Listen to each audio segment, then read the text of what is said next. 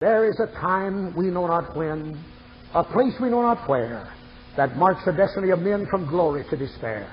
There is a line by us unseen which crosses every path, the hidden boundary between God's mercy and His wrath. I begged a young man one night to give his heart to Jesus, singing in the choir. He walked out, went 2 blocks, sat down on the steps of the girl that had rejected him and was going to marry another man, pulled out a little gun and blew out his brain. Before I left the church, they come running down and saying they committed suicide. I told you a moment ago that I'd only known 21 men, no women at all, that ever committed the unpardonable sin. Preacher, how many have you ever known personally that have committed deadline number 2 and sent away their day of grace? I believe that I have preached to over 100,000 people in my lifetime that heard me preach the last sermon they ever heard. Mothers have walked out and died on the parking lot. Young men, but I tell you, have heard me preach, and I begged them personally to come to Christ. Put my arm around them and begged them to come to Jesus. And that afternoon be killed in an automobile accident. A young man, 15 years old, and I begged to give his heart to God. He said, I'll be back tomorrow night. I said, son, that's presumptuous sin. Today's the day of salvation. Now is the accepted time.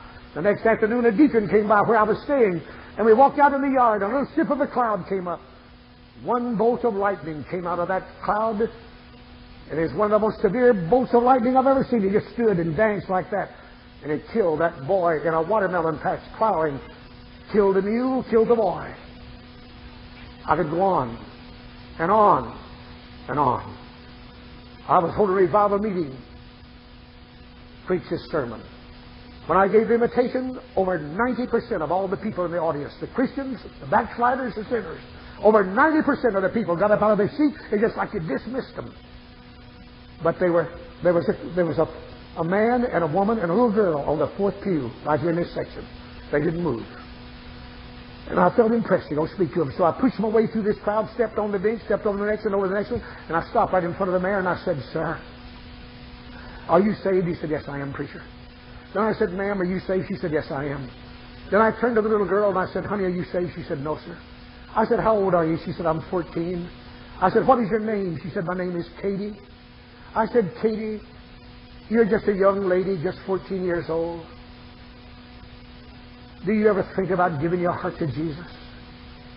Oh, she said, maybe sometime. I said, Katie, if somehow or another you could know that you'd be dead before midnight, would you let me pray for you? She folded her little arms across her chest like that and said, no, sir. Her dad started crying. He said, Katie, would you let me pray for you? No, Daddy, I don't want you to pray for me. Then the mother started crying and said, Katie, would you let me pray for you? No, Mama, I don't want you to pray for me. On their way home that night, they lived 3 miles out of this little town where I was holding a meeting on the left side of the highway. And the father said, I had my signal going, I was turning left and my hand out. But 4 drunken men were coming up that highway, the police said, in excess of 90 miles an hour. The father said, I saw the lights, but he didn't realize they were coming so fast. And before he could turn left and get in his driveway, they struck him. That car rolled over 3 or 4 times. The mother was knocked out of the car. The father was knocked out of the car, just bruised up a little bit, but not seriously injured. Well, little Katie was wedged. They had struck that car right in the back, and little Katie was wedged in that car. And when it stopped rolling, it was upside down. And the man that told me about it, he said, preacher, I was the 2nd car to arrive on that busy highway.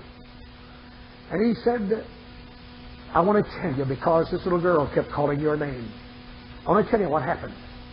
He said, I guess maybe in 5 minutes there must have been 25 cars and maybe 50 people around. And he said the gasoline was gushing out of that tank and running down that highway.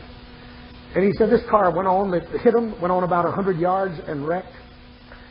And he said another gentleman and I got up in that back seat trying to get that little girl's legs freed. She was hanging upside down in that car. He said we had been working with it about 5 minutes when I saw this flash. And I knew that somebody had set that gasoline on fire. One of those drunken men, he got out of the car, lit a cigarette, and threw the match down, and it fell in that gasoline. And he said, I turned to my friend that was on the other side, and I said, we've got about 5 or 10 seconds to get this little girl out of this car. He said, preacher, I have never put forth such an effort. But he said, I looked, and I knew I had to abandon her. And I got out of that car. And he said, what I heard the next 30 seconds, I'll never forget. He said, that little girl began to scream, Daddy! Mother! Somebody get me out of this car, Daddy! Mother, I'm going to die. I'm going to go to hell, Mama. I wish I'd have let Preacher Smith pray for me. He said, Preacher, we had to hold that father and that mother. Said, I actually believe that it ran right into that fire. But he said that mother got as close as she could get to that car and said, Katie, can you hear me? Yes, Mama. Katie, you are going to die. We can't get you out, honey. You are going to die. Call on the Lord and ask Him to save you, honey. Ask Him to... Mama, Mama, I can't pray, Mama. I can't pray. I sat here a moment ago and I wondered if there's some young person in this house. You got your name on some church roll, but you know way down deep in your heart that you've never really been born again.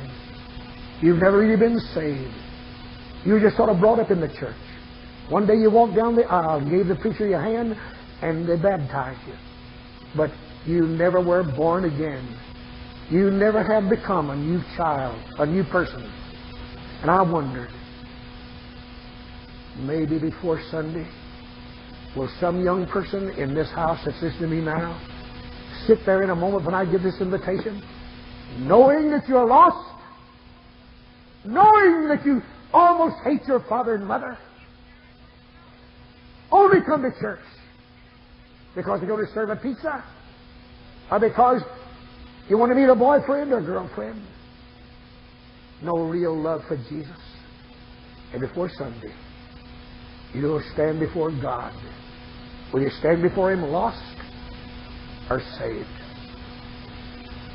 He said, Preacher, that fire got inside that car.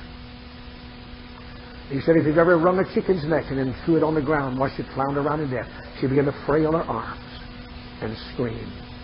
And people a half a mile away heard the screaming of that little girl as she died. And at this very moment, screaming still in the fires of hell. I want to beg you young folks up in that balcony. I want to beg you older folks. I want to beg every one of you here tonight that do not know that you are saved. If you absolutely do not have the Spirit of God witnessing with your spirit that you're a child of God, don't sit there. Walk down this aisle. And if you do not have a spiritual birthday, make this wonderful February 5th, 1992, as the wonderful day you were born into the family of God. There's some of you senior citizens sitting right here before me. You've been a church member all these years, and you know that away down in your heart you've never been born again. And the preacher has preached, and God has shown you, and I tell you, you've hardened your heart, stiffened your neck. Pride. You're ashamed to walk down and say that I've been a church member, I've been a deacon, I've been a Sunday school teacher, I've been a trustee, I've been a leader, and I never have been saved. I'm plastic. I've been a hypocrite. I've never really been saved. But that's what it's going to take if you are ever saved.